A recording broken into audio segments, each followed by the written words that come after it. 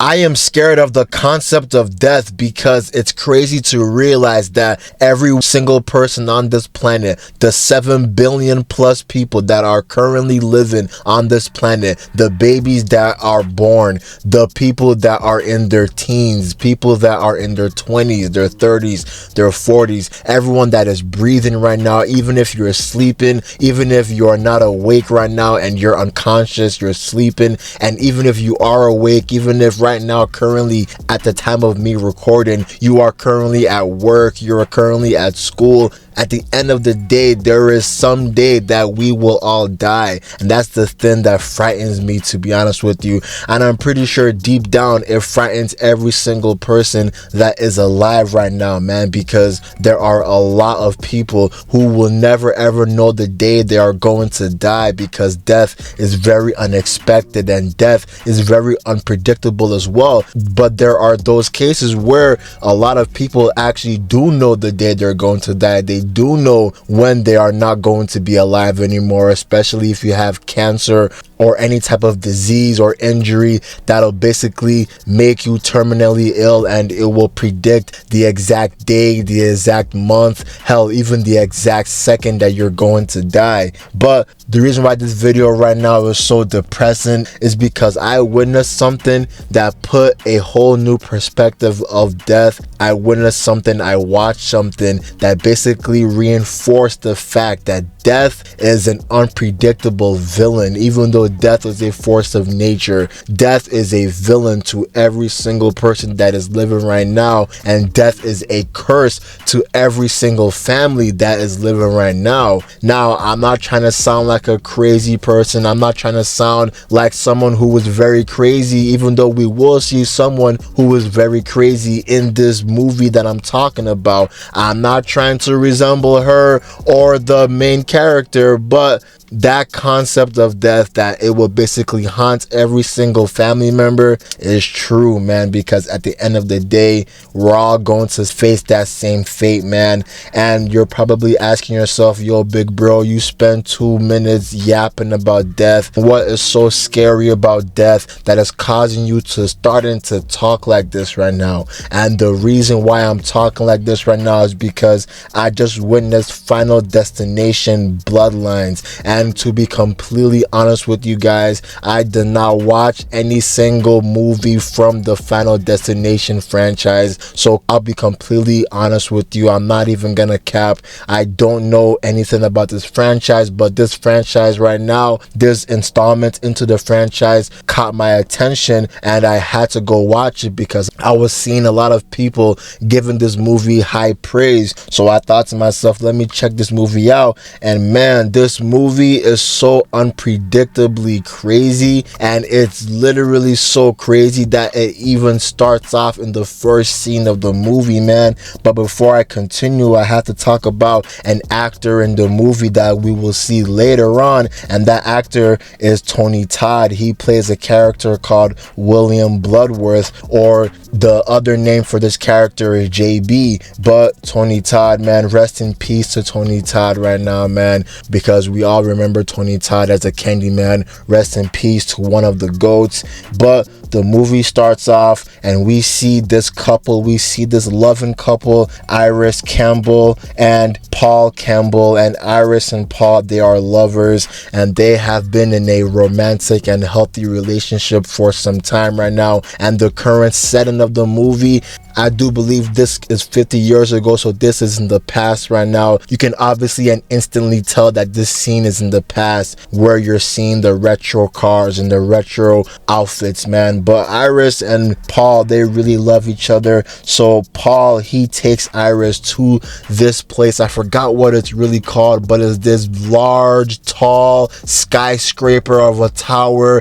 But when you look at the middle of the tower, it's so linear, it's so slim, and in my honest opinion, whoever structured this tower needs to be fired, because when you actually look at the entire structure, whoever was structuring this was on crack or on bath salts, because as you go higher in the tower, you now look at this large dome on top of the tower. The floors that are inside this dome at the ceiling is just glass, and the elevator as well is just glass as well. So we're seeing Iris, she is getting jittery, she is getting uncomfortable. It's not because of Paul, she's having a great time with Paul. And it's not because she has a fear of heights. No, she does not have a fear of heights. It's just something that is causing her to feel like this. So as the date is going on, Paul and her, they are having a good time, but Paul is noticing that Iris is a little bit shaky. She's a little bit scared right now. So Paul, he's trying his best to make this date work. Even when they are rejected from their reserved seats, Paul is still trying his best to make this date work because he really loves Iris.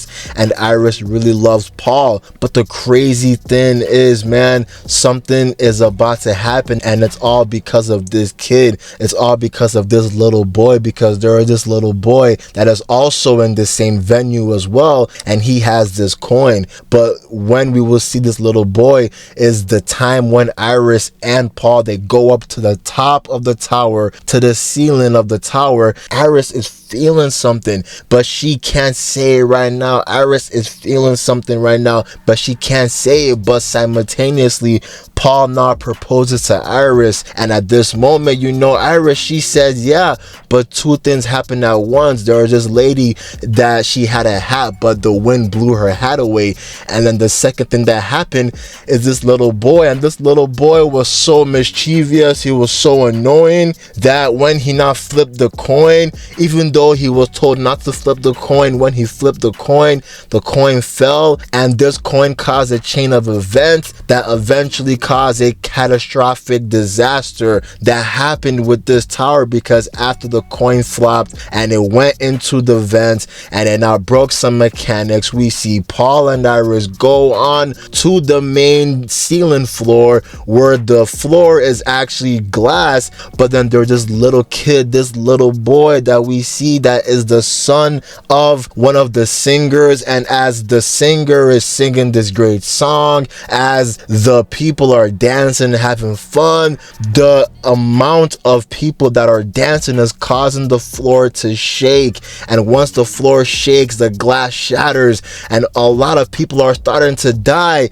And unfortunately, Paul, he dies, he falls to his death. So we're seeing now that Iris and a lot of people are trying to save themselves from this disaster, and even the elevator malfunctions. The elevator just completely crashes down. So Iris, she is trying her best to survive, and she now notices a little boy. That same little boy also notices that her mom died. The singer died as well. So this is a very traumatic scene, and as this is going on, Iris and the little boy are surviving, but everyone is dying. And then there's this piano that fell down because of the penny, the little coin, and this piano caused the structure to just completely fall. And then Iris and the little boy were the only people that were surviving until it was too late. The ring that Iris had completely fell off, and Iris and the little boy fell to their deaths. Iris's face got impaled,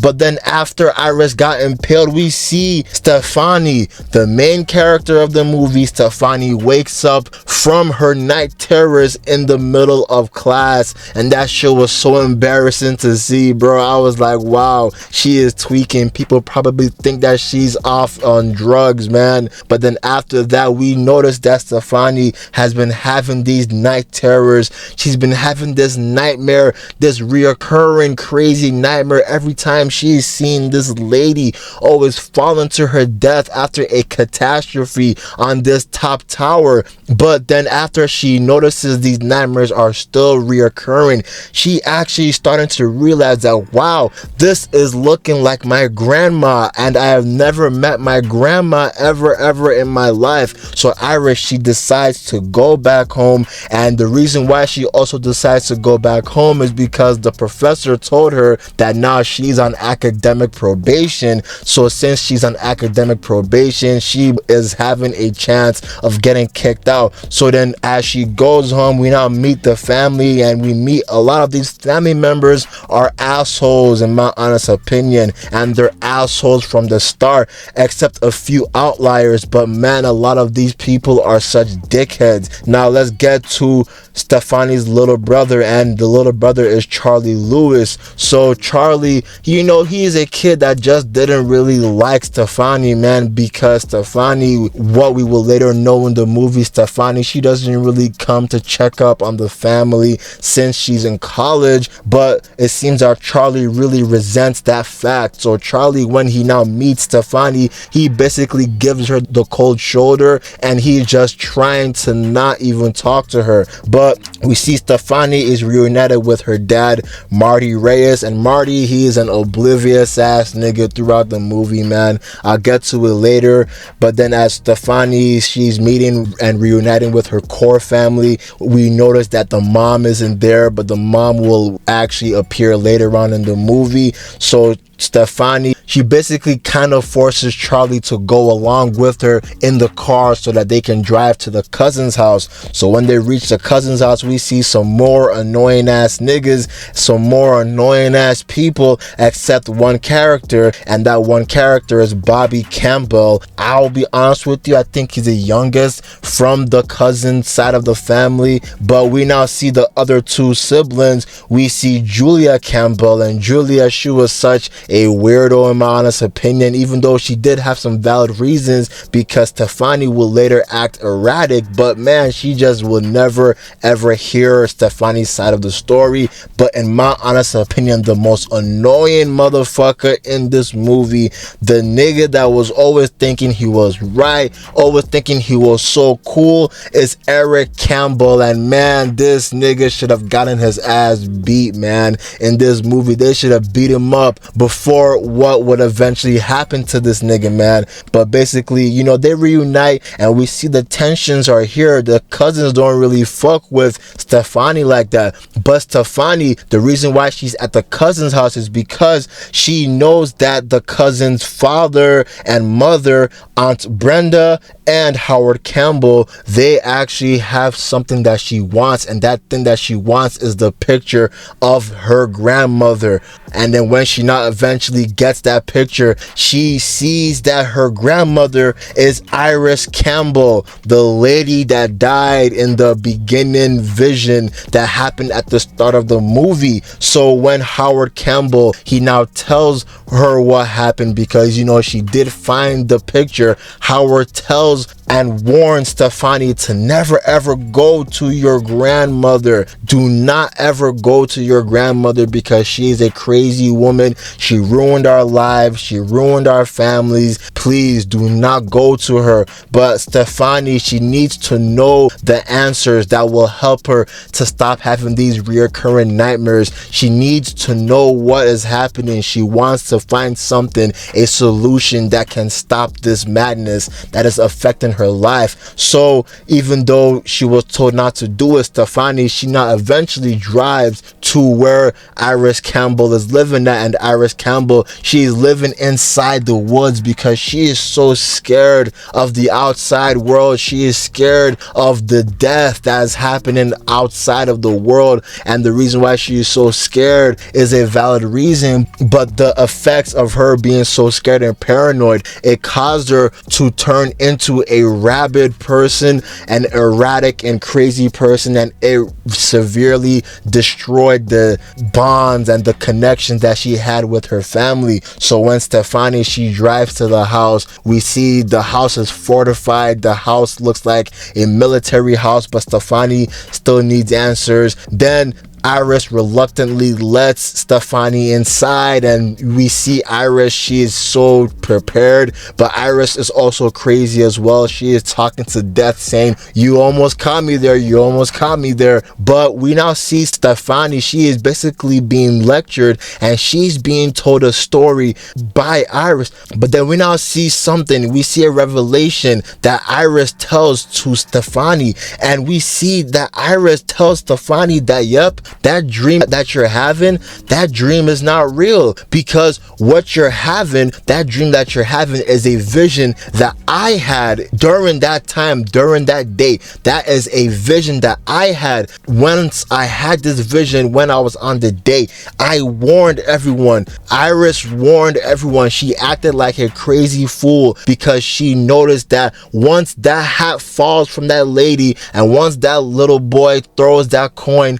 everything is going to hit the fan. So Iris, when she was being proposed, she ran to the little boy, she grabbed the coin, but it was for the greater good, because when she now went downstairs from the elevator, she now goes downstairs and then she now starts to grab all the microphones. She now starts to scream to everybody, yo, do not dance right now, the floor is about to be destroyed. So after she does this, everyone now realizes that the floor is having cracks. So she actually saves every single person that was dancing and that was having fun on that tower. She, in my honest opinion, should have became a hero, but she didn't. She now turned more erratic, and then the husband died. Because remember, Death in this movie, Death does not like when you mess up his plans. Death, if you mess up Death's plans, he will basically curse your family. So that's what's happening. And Iris became scared ever since then. Ever since her husband died, she turned into a hermit and she's living by herself. So once this big revelation happens,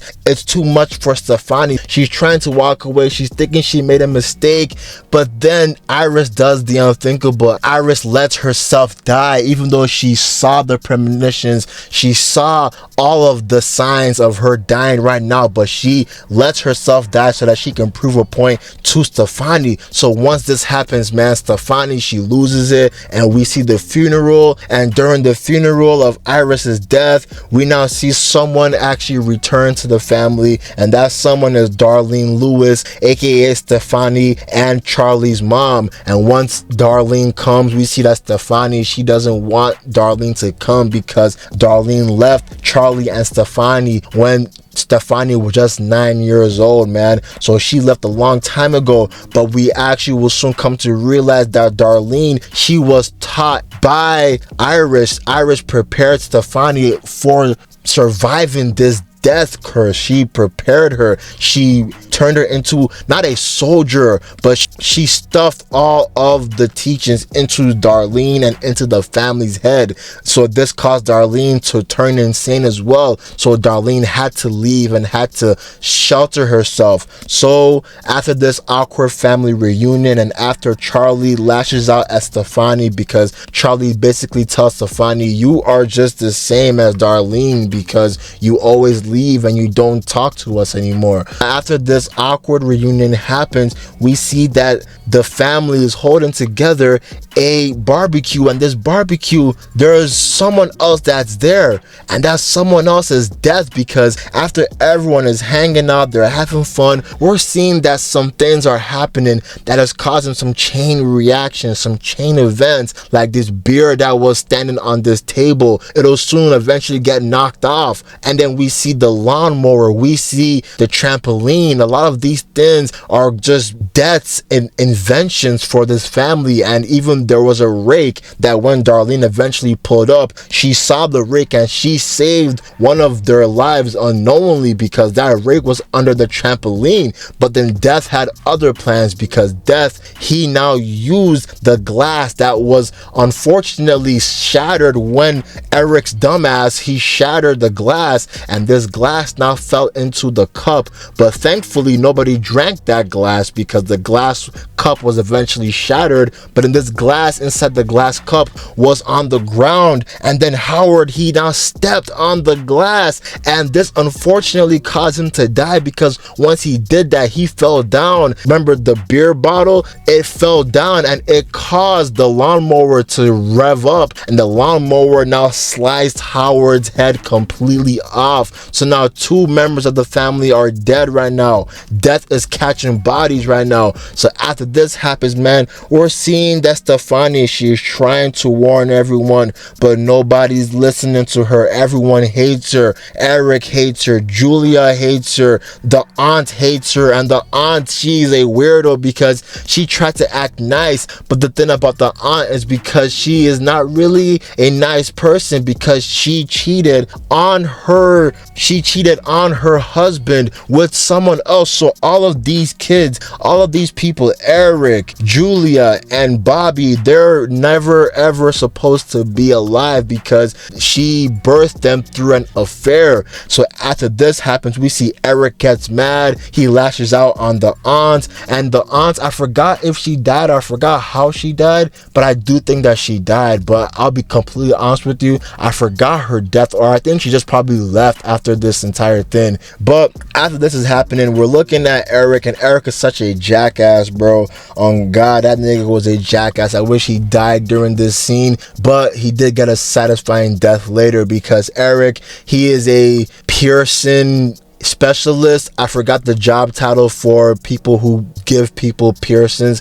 I don't know that job title, but Eric, you know, his life sucks. Thank God his life sucks, in my honest opinion. But Eric nearly dies when his nose piercing got stuck on like the ceiling fan, and the ceiling fan was rotating and spinning, but then simultaneously these chemicals, these dangerous chemicals, caused a fire. So Eric, you know, even though he had a leather jacket on, he fell down the fire, and the nose piercings was like still stuck, but then he fell down. When he fell down, we all thought that he died. Stefani was basically panicking. She was worrying. She blew up his phone. He did not respond, and when he responded, he said fuck off. So then Stefani, in the morning, she woke up Charlie, and they now went to the place that Eric supposedly died at. But as they were going, they saw Eric, and Eric was alive. Eric now told them, oh, I didn't die. I did not die, man. My leather jacket actually saved me from the fire. So I guess thankfully he didn't die, but in my honest opinion, all my homies hate Eric. But after this, man, we see that Stefani was right. Everyone should have believed Stefani and Iris, because when we see Julia, and Julia is such a jackass in this movie, everyone was clowning Stefani. Even though Charlie was starting to warm up to Stefani, everyone was starting to pull against and pull away from Stefani. But Stefani actually predicted a death. She thought this death would happen to Eric, but she was wrong, because this death actually happened to Julia, because this death had to do with 2 children playing football, and then a garbage truck will come along the way. But then the reason why it didn't happen to Eric is because due to the fact that the aunt cheated, and due to the fact that Iris, she actually saved a lot of people and she stopped death. The death curse is trying to kill anyone at random, and now since the real type of step-by-step process that the people in the family will die has been altered, death is killing everyone unexpectedly now. So this happens to Julia, and Julia suffers this fate because when she was on that run and she was on that same walkway as Eric, Charlie, and Stefani, she scolds Stefani. She tells Stefani that I hate you, basically. So as she was going on her jog, the garbage man picks up Stefani, and Stefani now dies inside the garbage truck. And that's crazy to see, man. Death has a lot of plans. So after this happens, then Bobby and Eric and Charlie all believe Stefani,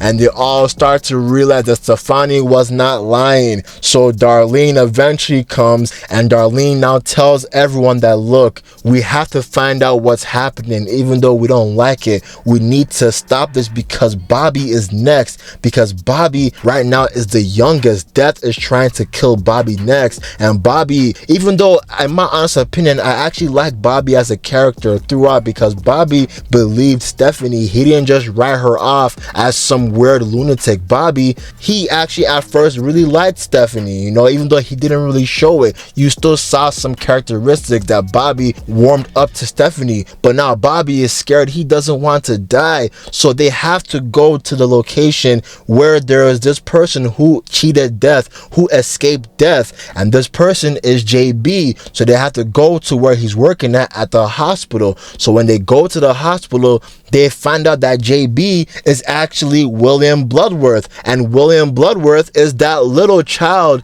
that Iris saw all the way back 50 years ago when Iris saved all of those people from that tower. So remember, since Iris stopped that death, basically William cheated death, but now that Iris is dead, the death curse is basically lifted. I forgot how they explained it, but William doesn't want anything to do with this situation. He just wants to live the last days of his life peacefully, so he just doesn't want anything to do with them. He doesn't want to help them.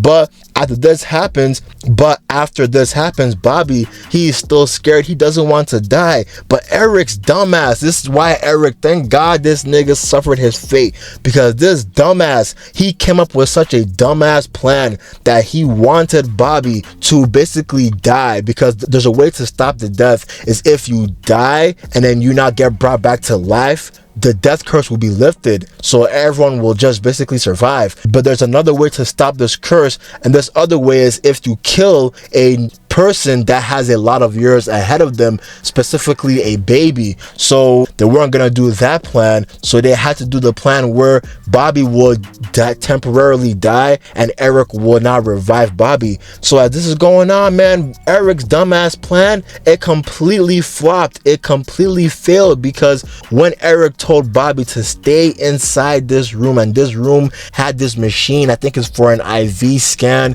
but this big machine that if you completely override the powers, it will turn into a giant magnet. It will basically turn into Magneto. So as this is happening, Eric, he coerces Bobby to take peanuts, and Bobby is allergic to peanuts, man. So when Bobby takes these peanuts, Bobby starts to convulse and Bobby cannot breathe because he's allergic to these peanuts. So we see Eric's dumbass, he thinks this plan is working, but then the machine that is being completely overridden, it's a magnet, and Eric has a lot of piercings that are metal. So Eric now becomes a human magnet for this machine, and Eric, man, he flies into the machine dick first, and then he has a piercing on his dick too, and that piercing rips from his dick, man. That shit was crazy. And his nose piercing, Eric now just basically squishes. He turns into a sandwich, a living sandwich. But poor Bobby, poor Bobby, bro, because when Bobby got the anti-allergy pills, it was too late, because there was a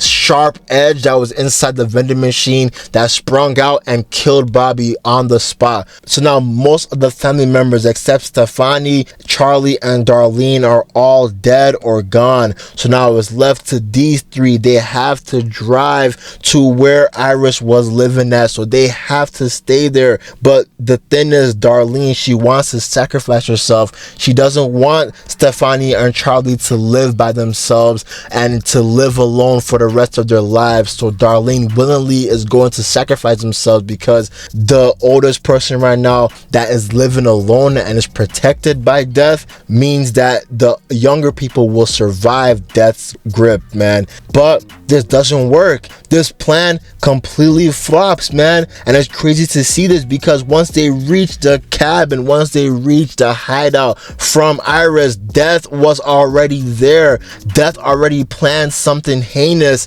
that caused the van to flip over when Stefani was still inside. And once Darlene and Charlie were actually inside the cabin, they are trying to run away, but then some sparks fly, and then the cabin now explodes, and this completely destroys Darlene's face. So when Charlie wakes up, he is crushed under some debris, but Darlene saves Charlie from dying. But Darlene's face is completely battered. But once Darlene is trying to tell Charlie everything's gonna be okay, Darlene now gets squished from a tree, man. Death is catching so many bodies right now, bro. It's crazy. So after Charlie sees this, he realizes, oh shit, Stefani is still inside the van. She's still inside the minivan or the camper truck, whatever the van is called. So Charlie now springs into action. He runs down. He actually saves Stefani. He saved Stefani, and Stefani nearly died, man. Stefani, we all thought that she died, but she didn't die, thank God. But the thing is, Charlie thought that Stefani died, so they foolishly thought that the curse was lifted, man. And we all thought that the curse was lifted as well, because once the movie is ending and we're seeing that Charlie, he's finally going to prom, we see that Charlie and Stefani, they're basically happy, they're celebrating. But the thing is, death was not done with them, because once they are seeing Charlie's girl's family, the dad of the girlfriend now tells Charlie that, oh, you weren't a lifesaver, you know, you saved her life, but you didn't save her life. And the explanation is because she was unconscious, because she drowned, she didn't die, her heart didn't stop. That means the curse hasn't been lifted. So once this happens, Stefani, she hears a car, then she now hears a train, and that train, somehow death caused the wind or caused some voodoo magic to cause the train to break through so many houses, and the train is just basically just following them, and they're running, they almost got away, but a bigger explosion happened, and then Stefani and Charlie get squished, man. I was like, damn, that's crazy. Death killed the main character after the end of the movie, bro. Death was not playing, bro. I don't know why Thanos wants to fuck Death so much, bro. Thanos, that nigga needs help, man. And to speak on Marty Reyes, I forgot about his character, because during the movie, Marty just didn't really want to deal with the family anymore due to a lot of people dying, and he still didn't like Iris. But later, you know, he was with them before both of the main characters died. But that's enough of Marty. But this movie, I'm like 34 minutes in this video, man, because I had to tell you guys how great this movie is, man. This movie is crazy, and this movie basically gives me a new perspective about death, and death is so unpredictable, man. Death can happen to anyone, so we all gotta live our days as if it's our best days, man. We all gotta cherish each second of the day. We all gotta cherish our family, cherish our friends. We all gotta tell our friends and family that we love them, that we care about them, because you never know when death is knocking. You never know when death has a disgusting and a crazy plan, man. So we all gotta cherish our loved ones, and we all gotta love ourselves. We all gotta love our family members, man. But that's the end of the video, man. That's a crazy ass movie, bro. I'm out. Peace.